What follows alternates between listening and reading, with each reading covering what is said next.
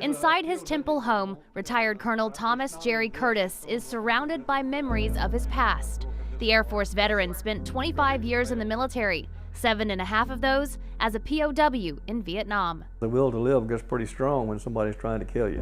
In 1965, Curtis volunteered as a search and rescue helicopter pilot. He arrived in Thailand in April and flew several rescue missions to Vietnam in a helicopter like this, the H-43. If I were in their shoes, I would want somebody coming to do what I was going to try to do with combat search and rescue. It was the right thing to do. But in September, while trying to rescue another crew, disaster struck.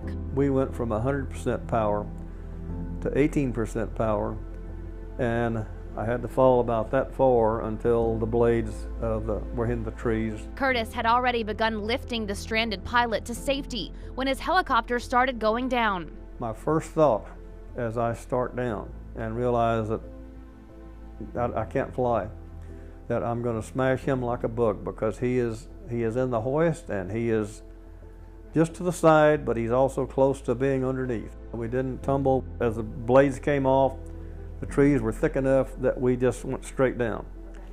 And exciting fall, but a sudden stop. Curtis and the remaining crew members tried to hide and wait behind a fallen tree for their own rescue. That's where we're going to try to wait until dark or until this other helicopter came. But instead, they were captured by the Vietnamese. Scared, bewildered, can't believe this is happening. For days, they walked and were paraded in front of Vietnamese in villages throughout the countryside. And sometimes they would reach down and pick up what they could find on the ground and throw it at us, and sometimes they would rush in and try to hit. When they finally got to their first prison, known by American forces as the Hanoi Hilton, Curtis says a code on the wall gave him hope and a way to communicate. Any way you could make noise, you could communicate. It was a lifesaver. When another POW asked him how long he thought they'd be there, Curtis tried to think realistically. I mustered all the pessimism that I could, and I said, Commander, we're going to be here at least a year. And I've often wondered in my mind, what would I have done had I known that my sentence was 7.5 years? As the years passed, Curtis and his fellow prisoners were moved from prison to prison, camp to camp. Eventually, he was allowed to write these letters back home, where his wife Terry and their 2 children were waiting and praying for his return. Curtis says it was memories of his family, his love of country, and most importantly, trust in God that kept him going. I was a Christian before I got there, so that was a source of strength. They could kill me, they could keep me in that hole, they could beat me, they could starve me, but I knew the rest of the story, and so I took a lot of comfort in knowing my ultimate destination.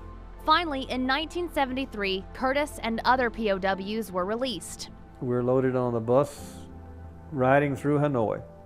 The whole time we were on that bus, there was no joke telling, no loud talk. It was a very somber occasion. We got to see it to believe it before it's going to happen. He even walked onto the plane with the pilot he'd been trying to save all those years before. I sort of nudged him and I said, Will, see, I told you if you'd stick with me, I'd get you out of here. Only 7.5 years too late. And when they finally left the ground, Curtis says the POWs erupted in cheers, captured in this picture. It was absolute bedlam, and we believed.